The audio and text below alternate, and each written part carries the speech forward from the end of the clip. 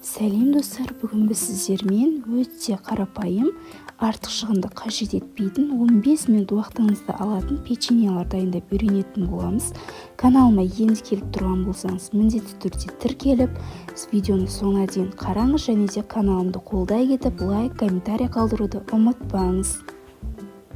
Ең алдымен бос ыдысымызға 2 жұмыртқамызды саламыз, құмшекерімізді саламыз және де сұйық майымызды салатын боламыз. Жақсылап қантымыз ерігенге дейін араластырып аламыз.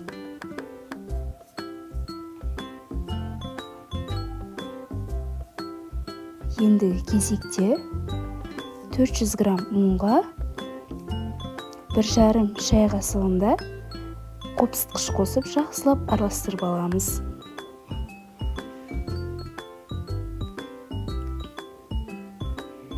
Дайын массаға ұнымызды қосып, қамыр елеп алатын боламыз.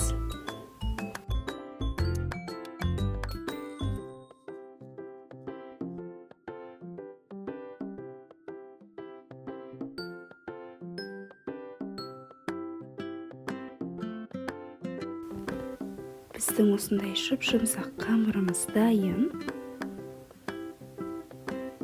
Бетін жауып 5 минутқа қалдыратын боламыз.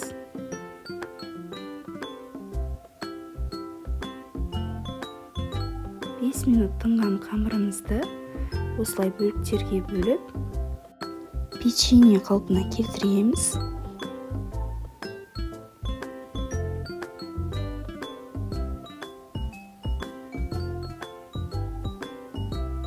Дайын қамырларымызды осылай стаканның көмегімен бетін әрлеп шығамыз.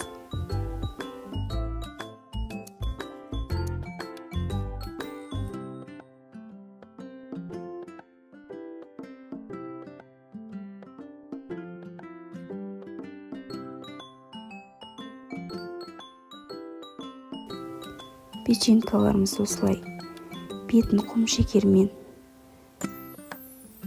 осылай алып әдемілеп аламыз.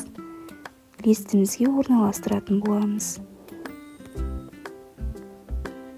Дайын печеньеларды 200 градуста 15 минутқа қойып әдемілеп пісіріп алатын боламыз. Көріп тұрғандарыңыздай үлпілдеп әдемі болып шығады.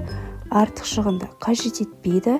Бұл печенье рецептімен сіздер печенье сатып алмасаңыздар да болады. Өз қолдарыңызбен балдарыңызға, отбасыңызға дайындап берсеңіздер болады. Ас болсын.